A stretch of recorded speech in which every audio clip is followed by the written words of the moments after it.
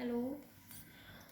Good morning, class. So, as you know that we have started our chapter 3, that is census and sample methods of collection of data in the last lecture, that is lecture 1. Okay. So, as I told you that concepts of that methods of collection of data are two types, that is census and sample. ठीक है, that is matters of statistical inquiry. So I have told you about census method, what are the merits of census method and what are the demerits of census method. So now we are starting our new topic, that is sample method. So sample method is that method in which data is collected about the sample on a group of items taken from the population for examination and conclusions are drawn on their basis. Sample method वो method है जिसमें data collect होता है sample पे group of items जो कि population for examination के लिए लिए जाते हैं और कंक्लूजन ड्रॉन होता है उस बेसिस पे.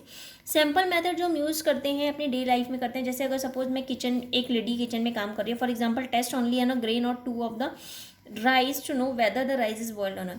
अब इसमें क्या है, सैम्पल एक लेडी किचन में काम कर रही है तो उसी को ही पता होगा कि चावल में पानी कितना रखना है, ठीक है ना. So whether the rice is boiled or not, by examining only a few drops of blood, a doctor determine the blood group. अब कुछ ड्रॉप से ही डॉक्टर डिटरमाइन कर सकता है ब्लड ग्रुप जो होता है पर्सन का, ठीक है. तो सुटेबिलिटी कहाँ पे होती है, सैम्पल मेथड हम कहाँ पे यूज़ कर सकते हैं. एक तो वहाँ पे जहाँ पे साइज ऑफ पॉपुलेशन बहुत बड़ा होता है तब हम सैम्पल मेथड, सेंसस में क्या था जहाँ पे स्मॉल होता है, ठीक है. तो दोनों में डिफरेंस भी आपको यहीं पे समझना पड़ेगा. इसमें क्या है, very high degree of accuracy is not needed. कोई जरूरी नहीं है कि हाई डिग्री ऑफ एक्यूरेसी चाहिए, लेकिन सेंसस में हमें हाई डिग्री ऑफ एक्यूरेसी चाहिए. ओके. नेक्स्ट है intensive examination of diverse item is not required. उसमें रिक्वायर्ड है, इसमें रिक्वायर्ड नहीं है. When different units of the universe are broadly similar to each other. Next है कि सैम्पल मेथड, ठीक है हमने पढ़ लिया सैम्पल मेथड ही होता है, लेकिन इसके मेरिट्स क्या हैं, इसके क्या फ़ायदे हैं.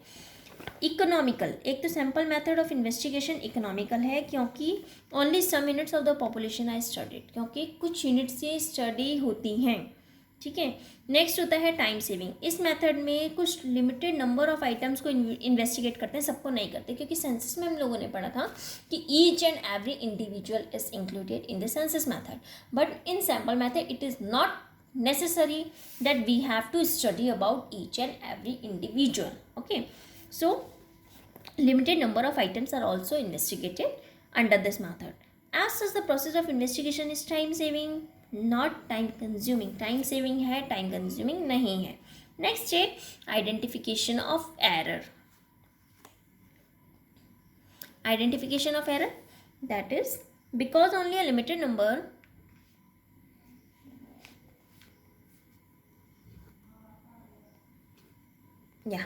because only a limited number of items are covered, so errors can be easily identified. क्योंकि हमें कम हमने इसमें हर किसी को तो वो नहीं किया, तो इसमें एरर्स भी अवॉइड हो सकते हैं क्योंकि हमने जो है बहुत कम आइटम्स को लेके चले, ठीक है. So to date extend sampling method shows better accuracy, इसलिए ज़्यादा बेटर एक्यूरेसी शो करता है. नेक्स्ट आता है हमारा इसमें टाइम सेविंग है, मैंने आपको ये लास्ट में बता दिया था लास्ट पॉइंट. नेक्स्ट है large investigation. Large investigation mean sample method is more feasible in situations of large investigation than the sample method, which generally involves unaffordable cost. Okay, next आता है हमारा administrative convenience. यहाँ पे administrative convenience होता है limited number of items को handle करने में. more capable and efficient investigators can be appointed. ज़्यादा से ज़्यादा हम capable और efficient investigators को appoint कर सकते हैं sample method के लिए, ठीक है. एक और पॉइंट है इसका, लेकिन मैंने इसमें यहाँ पे नहीं लिखा है, that is more scientific. Sample method ज़्यादा साइंटिफिक होता है क्योंकि सैम्पल डाटा हम कन्वीनियंटली इन्वेस्टिगेट करते हैं फ्रॉम वेरियस एंगल्स, अलग अलग एंगल से, ठीक है. ठीक है, ये तो थे हमारे मेरिट्स. अब आ जाइए डीमेरिट्स पे. एक होता है फर्स्ट है partial. It is only a partial investigation of the universe. The investigator's bias in the selection of the sample is not ruled out. Accordingly the results may be biased as well.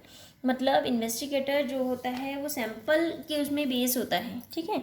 Next होता है wrong conclusion, क्योंकि selected sample में represent नहीं हुआ है characteristics of the universe, so the study में end up with wrong conclusions. उससे study जो हमारी होती है उसमें रॉन्ग कंक्लूजन हमें लास्ट में मिल सकते हैं. नेक्स्ट आता है डिफिकल्टी इन सेलेक्टिंग.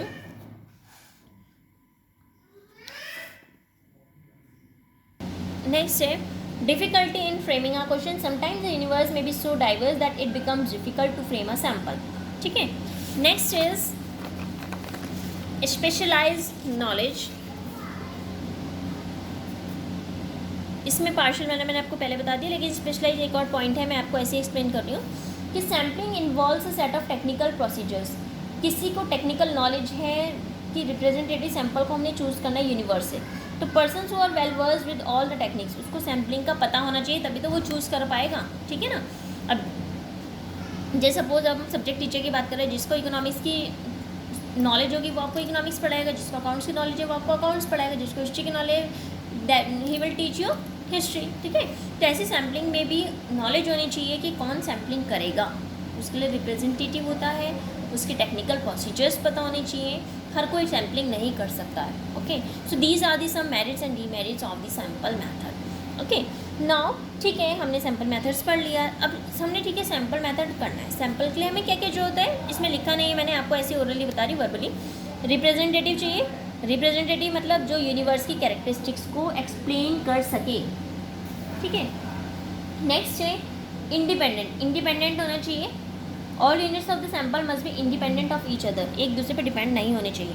नेक्स्ट होता है homogeneity, if more than one sample are selected from a universe, these sample should be homogeneous to each other, एक दूसरे के होमोजीनियस होने चाहिए। नेक्स्ट है एडुकेसी, एडुकेसी मीन्स कि नंबर ऑफ आइटम्स जो सैम्पल में होते हैं वो फेयरली एडुकेट होने चाहिए, कि ताकि रिलायबल कंक्लूजन्स हमें मिले, ठीक है। नेक्स्ट आता है हमारा मेथड्स ऑफ सैम्पलिंग, ठीक है, हमने ये पढ़ लिया, मेरिट डीमेरिट सैम्पलिंग के पढ़ लिए। अब सैम्पलिंग के कुछ मेथड्स हैं। फर्स्ट वन है random, second one is purposive, next is stratified, after that systematic, then quota, and then convenience. Okay, I'm just explaining you here definitions of these methods of sampling, because in detail nobody will ask you that explain it in detail, methods of sampling. Okay, so I'm just explaining you so that you can aware from these words of sampling, these methods of sampling. So I'm just explaining you definitions here. Random sampling, random sampling क्या होता है, जब in which each and every item of the universe has equal chance of being selected, कि जब equal chance होता है, जैसे suppose आपने लॉटरी सिस्टम देखा है, लॉटरी में पर्ची डाली है तो किसी ऐसा तो नहीं है कि किसी पर्ची की ज़्यादा वैल्यू है किसी की नहीं, उसमें जो उठेगी पर्ची उसी की होती है, ठीक है। तो उसमें जो है हर एक का इक्वल चांस होता है कि कोई भी पर्ची उठ सकती है, तो लॉटरी मेथड को हम बोल सकते हैं क्या, रैंडम सैम्पलिंग का एक वो, कि जैसे पेपर स्लिप्स बनाए जाते हैं, उसको बॉक्स में शफल किया जाता है, फिर एक पर्ची उठाई जाती है, ठीक है। इसके बाद आता है हमारा नेक्स्ट है पर्पसिव। पर्पसिव क्या होता है, पर्पसिव ये यहाँ पे आपका पर्पसिव सैम्पलिंग वो होता है जिसमें investigator himself makes the choice of a sample item which in his opinions are best representative of the image. Purposive वो है, ठीक है, मैं अगर सपोज आपके लिए बना रही हूँ, कोई नोट्स बना रही हूँ, कोई सैम्पल बना रही हूँ, तो मैं अपने अकॉर्डिंग देखूँगी कि मेरे को कौन सा बेस्ट लग रहा है, मेरे पास अपनी चॉइस है, मैं अपने अकॉर्डिंग कर सकती हूँ। नेक्स्ट होता है स्ट्रेटिफाइड और मिक्स्ड। स्ट्रेटिफाइड और मिक्स में क्या है, क्योंकि सैम्पलिंग ये भी एक मेथड है, पॉपुलेशन को डिवाइड किया गया है डिफरेंट स्ट्रेटा में, जिसकी अलग अलग कैरेक्टरिस्टिक्स हैं, and some of the items are selected from each strata so that the entire population gets.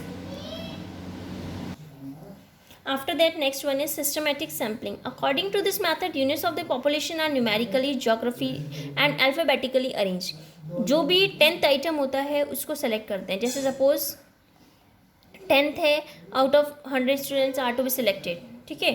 तो 10 नंबर जैसे 15 है, जैसे 5 हमने सेलेक्ट किया है, फर्स्ट नंबर हमने सेलेक्ट किया 5, उसके बाद ये होगा हमारा 15, 25, 35, यानी कि 10 के गैप में, ठीक है।